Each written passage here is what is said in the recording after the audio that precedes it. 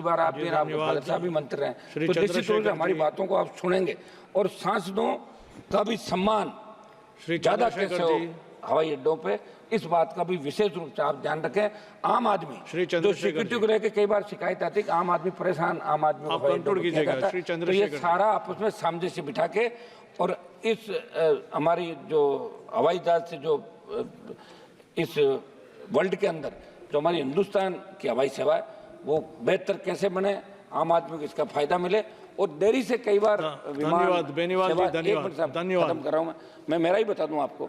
एक बार वो जयपुर जाना था, 7 बजे का मैंने कराई खादी थी और बेनीवाल जी धन्यवाद, बेनीवाल जी धन्यवाद। 2.5 घंटे देर नथिंग विल चलो अच्छा बैठ जाओ बैठो। आप इन सब बातों में ध्यान, धन्यवाद, बहुत बहुत धन्यवाद आपको। धन्यवाद सभापति महोदय। मैं आपने मुझे मौका दिया इसके लिए धन्यवाद।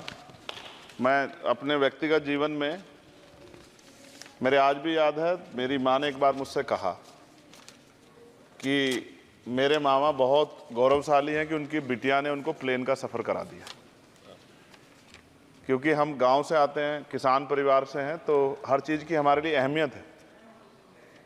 मैंने भी ये तय किया था कि मैं अपनी सैलरी से अपनी माँ को एक बार हवाई जहाज़ का सफ़र ज़रूर कराऊंगा। अब हालात ऐसी हैं, आप बेहतर जानते हैं, हमने देश भी जानता है, सब लोग जानते हैं कि गरीब आदमी हवाई जहाज़ में सफ़र नहीं कर सकता। प्रधानमंत्री जी तो कहा था बहुत दिन पहले कि चप्पल वाला जो है हवाई जहाज़ में सफ़र करेगा, लेकिन आज हालात ऐसे, किराया भाड़ा इतना बढ़ गया है, जो नीतियाँ हैं उसकी वजह से, कि गरीब आदमी सफ़र नहीं कर सकता है। गरीब आदमी तो ट्रेन में AC के डब्बे में सफ़र नहीं कर सकता, इस तरह के हालात। तो मेरी मंत्री जी से मांग है कि कोई व्यवस्था ऐसी की जाए कि जो करोड़ों महिलाएं देश की हैं, करोड़ों परिवार ऐसे जिन्होंने सपना ही देखा हवाई जहाज को जाते, उनको भी एक बार मौका मिले कि हवाई जहाज का सफर कर लें। तो अगर किराया सस्ता होगा तो शायद वो प्रयास कर सकते हैं, उनके बच्चे प्रयास कर सकते हैं। साथ साथ वायु यात्रा में सेफ्टी सिक्योरिटी का बहुत ज़्यादा ध्यान रखने की जरूरत है। कई बार हादसे हुए हैं, कई चीज़ों पर हमें गौर करना है।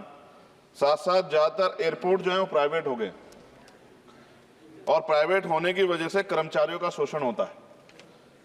कर्मचारियों की, क्योंकि हमारे यहाँ बेरोजगारी बहुत है, तो कर्मचारियों को वहाँ काम करने में जो सैलरी मिलती है उसमें एक बार का टिकट भी नहीं आता कई जगह पे। तो मेरी आपसे ये आग्रह है कि जिन लोगों जो प्राइवेट हो गए वहाँ भी सैलरी कम से कम न्यूनतम वेतन इतना होना चाहिए 20,000 रुपये कि वो अपने परिवार का भी और सफ़र भी वो कभी कर ले, ऐसा मौका भी उन्हें मिलना चाहिए। साथ साथ प्राइवेट होने की वजह से SC ST OBC के बच्चों को जो नौकरी मिल जाती थी वो भी जीरो होगी। तो मेरी आपसे आग्रह है कि अगर प्राइवेट भी हो गया तो उनसे भी कहा जाए कि कमजोर वर्गों के लोग बच्चों को मौका दिया जाए।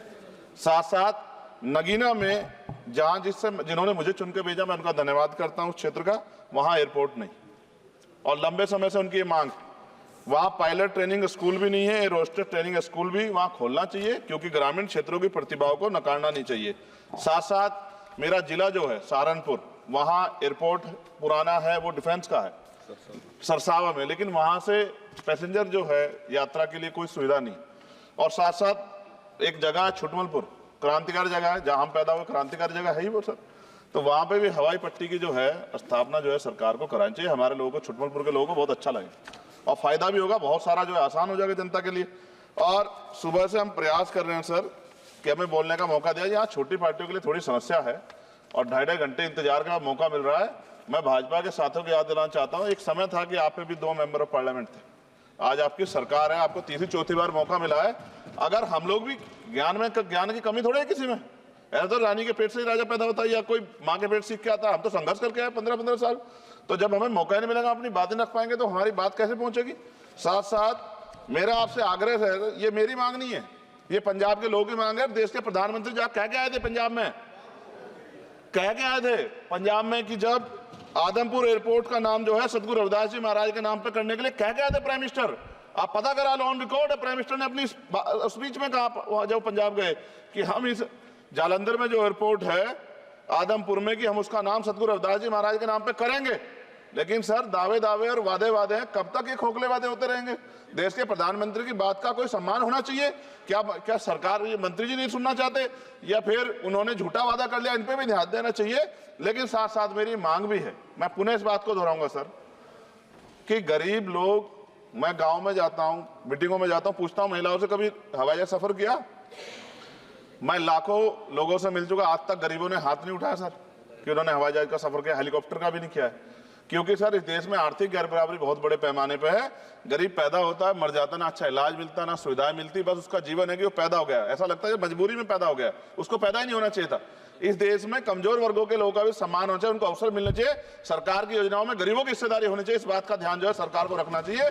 और अगर सरकार नहीं रखती है तो वो सरकार सर गरीबों की नहीं हो सकती है।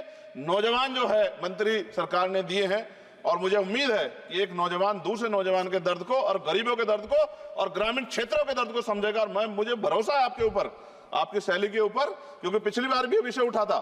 हम जाते हैं सब लोग कि आप इस बात को इस बार सफल करने में कामयाब हो जाएंगे। मेरी मंगल कामनाएं भी है कि कोई गरीब परिवार आपको प्रार्थना करे, दुआएं करे कि आपने उनको ये मौका दिया। वरना आदमी पैदा होता है भारत में और गरीबी में मर जा, हजारों साल चला, अब भी आजादी के 75 साल बाद भी अगर ये नहीं हो पा रहा है तो इस पे हमें गौर करना चाहिए कि क्यों नहीं हो पा रहा। कई सीनियर साथी हमारे यहाँ हैं, मैंने उनको प्लेन चलाते हुए देखा, मेंबर ऑफ पार्लियामेंट होते भी। मेरा विश्वास है कि अगर इधर से भी और इधर से भी सब लोग जनता के विषय में सोचेंगे तो जनता की जिंदगी आसान होगी, जो कि अभी नजर नहीं आती। और मैं फिर आपसे आग्रह करूंगा, आप चेक कराइए, SC ST OBC के बच्चों को वैसे ही नौकरी नहीं मिल रही है, और जब ये पूरा सेक्टर प्राइवेट हो जाएगा तो क्या रिजर्वेशन करेंगे हम लोग? क्या फायदा रिजर्वेशन का? जब SC ST OBC के बच्चों क्या रिजर्वेशन का फायदा? गाली तो खाते हैं इस नाम पे, लेकिन रिजर्वेशन ही कहां मिलेगा जब सब प्राइवेट हो जाए? प्राइवेट वाले कहां दे रहे हैं? तो उनको कहिए कि प्राइवेट सेक्टर में मैं विधेयक लेके आया, निजी विधेयक, कि प्राइवेट सेक्टर में SC ST OBC के बच्चों को मौका मिलना चाहिए। सुप्रीम कोर्ट का एक ऑर्डर, चर्चा हुई इसमें कि भाई क्रिमिलेयर होगी। कितने अरबपति बने आप लोग? कितने लोगों पे हवाई जहाज बताइए? SC ST के लोगों पे कितने लोगों पे हेलीकॉप्टर बताइए? आप कुछ नहीं है आपके पास आंकड़े। सब लोग मिलकर गरीबों को चलना चाहते हैं, ये गलत है सर। मैं आपका धन्यवाद करूंगा पुनः सर, और क्योंकि हम ही कोरम पूरा करते हैं सर, देख लीजिए आप, हम ही बैठे कोरम पूरा करते हैं। हमें विश्वास है अपने देश की पार्लियामेंट पे कि आज नहीं तो कल इस पार्लियामेंट से गरीबों के लिए कानून बनेंगे और गरीबों के लिए पॉलिसियां बनेंगी और गरीबों को भी सम्मान का जीवन मिलेगा, ऐसा हमें विश्वास है। मैं आपका धन्यवाद करता हूं और मुझे उम्मीद है नौजवान हमारे मंत्री से कि वो गरीबों की बात को सुनेंगे और हम लोगों की पीड़ा को समझेंगे और हमारे क्षेत्रों में काम कराने का। धन्यवाद। श्री रविंद्र